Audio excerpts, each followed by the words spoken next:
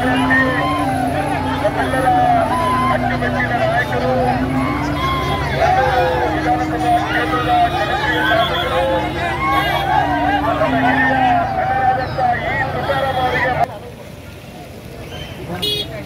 ಮತ ಪ್ರಚಾರ ಸಭೆಯನ್ನು ಉದ್ದೇಶಿಸಿ ವಿಜಯನಗರ ನಮ್ಮ ಜಿಲ್ಲೆಯ ಉಸ್ತುವಾರಿ ಸಚಿವರು, ವಸತಿ ಸಚಿವರು, ಸಚಿವರು ಆದಂತಹ ಜಮೀರ್ ಅಹಮದ್ ಖಾನ್ ಸಾಹೇಬರು ಮಾತನಾಡಲಿದ್ದಾರೆ. ಎಲ್ಲರಿಗೂ ನನ್ನ ನಮಸ್ಕಾರಗಳು. ಜೈ ಭೀಮ್, ಜೈ ಭೀಮ್, ಜೈ ಜೈ ಭೀಮ್. ಜೋರ ಧ್ವನಿಯಲ್ಲಿ ಹೇಳಿ ಸರ್ ಜೈ ಭೀಮ್ ಅಂತ. ಇವತ್ತು ಬಾಬಾ ಸಾಹೇಬ್ ಅಂಬೇಡ್ಕರ್ ಸಂವಿಧಾನ ಕೊಟ್ಟಿಲ್ಲ ಅಂದ್ರೆ ನೀವು ಅಲ್ಲಿರ್ಲಕ್ಕೆ ಸಾಧ್ಯ ಆಗ್ತಲ್ಲ, ನಾವು ಇರ್ಲಿಕ್ಕೆ ಸಾಧ್ಯ ಆಗ್ತಲ್ಲ. ಬಾಬಾ ಸಾಹೇಬ್ ಅಂಬೇಡ್ಕರ್ ಸಂವಿಧಾನ ಕೊಟ್ಟಿದ್ದ ಕಾರಣಕ್ಕೆ ನಾವೆಲ್ಲ ಇಲ್ಲಿರೋದು. ಹಾಗಾಗಿ ಜೋರ ಧ್ವನಿಯಲ್ಲಿ ಜೈ ಭೀಮ್ ಹೇಳಬೇಕು. ಜೈ ಭೀಮ್, ಜೈ ಭೀಮ್, ಜೈ ಜೈ ಭೀಮ್. ವೇದಿಕೆ ಮೇಲೆ ಆಸೀನಿರುವ ಆತ್ಮೀಯರು, ನಮ್ಮ ಪಕ್ಷದ ಮುಖಂಡರು, ಮಾಜಿ ನನ್ನ ತಮ್ಮ ಆದಂತ ಭೀಮಾ ನಾಯಕ್ ಅವರೇ, ಇನ್ನೊಬ್ರು ಆತ್ಮೀಯರು, ಹಿರಿಯರು, ನಮ್ಮ ಪಕ್ಷದ ಮುಖಂಡರು, ಮಾಜಿ ಮಂತ್ರಿಗಳಾದಂತ ನಬಿ ಸಾಹೇಬ್ರೆ, ಇನ್ನೊಬ್ಬ ನನ್ನ ತಮ್ಮ ಶಾಸಕ ಆದಂತ ರಾಖಿ ಬೈ ಅಂತಾರೆ. ಕಂಪ್ಲಿ ಗಣೇಶ್ ಅಂದ್ರೆ ರಾಖಿ ಬೈ ಅನ್ನೋದು.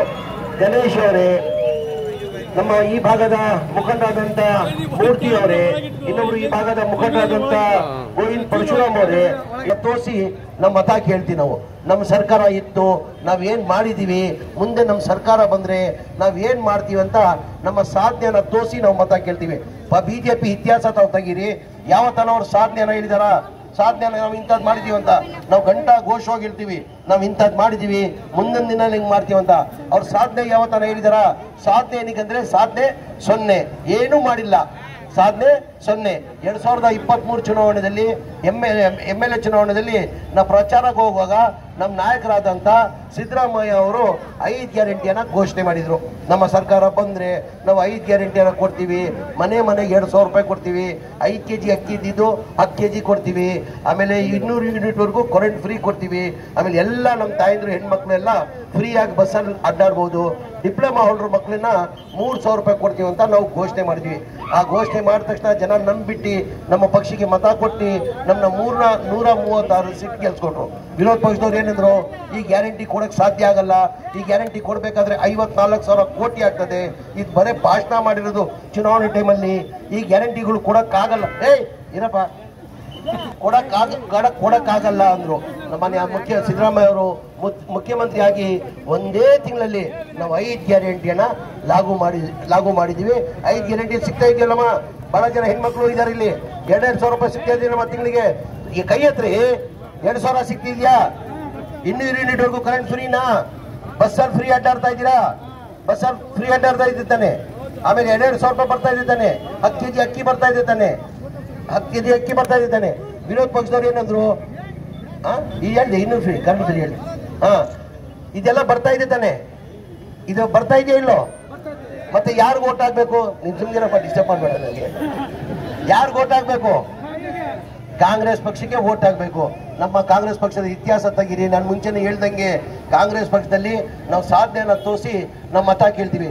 ನಾವು ಎಂದು ಇದು 5 ಗ್ಯಾರಂಟಿಯನ್ನ ಘೋಷಣೆ ಮಾಡಿದ್ವಿ, 5 ಗ್ಯಾರಂಟಿನ ನಿಮ್ನ ಇಂಪ್ಲಿಮೆಂಟ್ ಮಾಡಿ ಕೊಡ್ತಾ ಇದ್ದೀವಿ. ಅದ್ರ ಜೊತೆಲಿ ಯಾವತ್ತು ನಾವು ಮನೆಗಳು ಕೊಡ್ತೀವಿ ಅಂತ ನಾವು ಘೋಷಣೆ ಮಾಡಿಲ್ಲ ನಬಿ ಸಾಹೇಬ್ರೆ. ಮನೆ ಬಡವರಿಗೆ ಚುನಾವಣೆ ಟೈಮಲ್ಲಿ ಮನೆ ಕೊಡ್ತೀನಿ ಅಂತ ಘೋಷಣೆ ಮಾಡಿಲ್ಲ. ಮನೆ ನಮ್ಮ ನಾಯಕರಾದಂಥ ಸಿದ್ದರಾಮಯ್ಯ ಅವರು ಹಿಂದಿನ ಮುಖ್ಯಮಂತ್ರಿ ಇರುವಾಗ 2014, 15, 16, 17, 18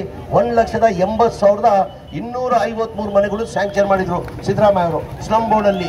ಆಮೇಲೆ ಬಿಜೆಪಿ ಸರ್ಕಾರ ಬಂತು, ಸಮ್ಮಿಶ್ರ ಸರ್ಕಾರ ಇತ್ತು, ಬಿಜೆಪಿ ಸರ್ಕಾರ ಬಂತು, ಒಂದು ಮನೆನೂ ಅವ್ರು ಸ್ಯಾಂಕ್ಷನ್ ಮಾಡಿಲ್ಲ, ಒಂದು ಮನೆನೂ ಕೊಡಕ್ಕೆ ಸಾಧ್ಯ ಆಗಿಲ್ಲ.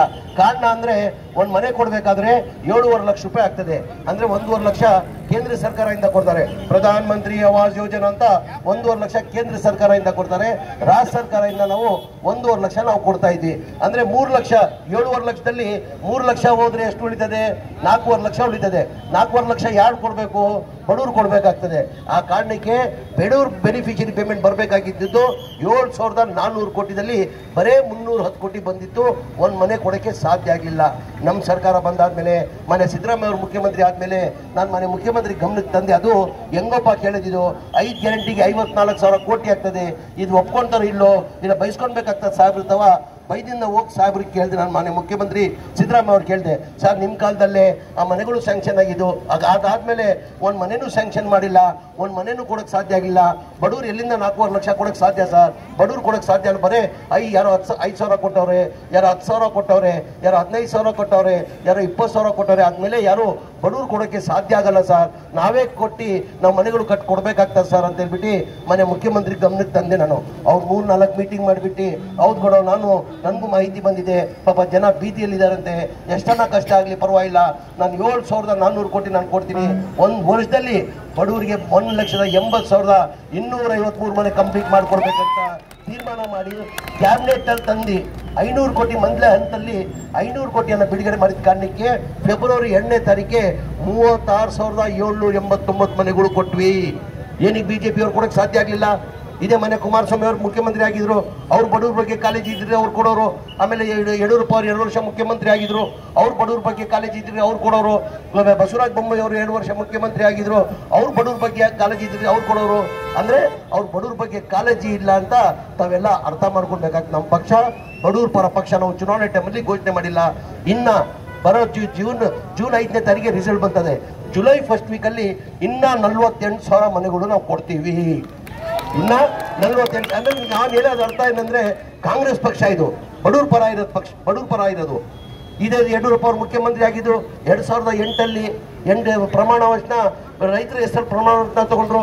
ಇದೇ ಕೌನ್ಸಿಲ್ ಅಲ್ಲಿ ಮಾಜಿ ಲೋಕಸಭಾ ಸದಸ್ಯರು ಇವರು ನಮ್ಮ ಉಗ್ರಪ್ಪ ಅವರು ಒಂದು ಪ್ರಶ್ನೆನ ಕೇಳ್ತಾರೆ ಕೌನ್ಸಿಲಲ್ಲಿ, ಯಡಿಯೂರಪ್ಪ ಸಾಹೇಬ್ರೆ ಮಾನ್ಯ ಮುಖ್ಯಮಂತ್ರಿಗಳೇ ರೈತರು ಬಹಳ ಕಷ್ಟದಲ್ಲಿದ್ದಾರೆ, ದಯಮಾಡಿ ರೈತರ ಸಾಲನ ಮನ್ನಾ ಮಾಡಿ ಅಂತ.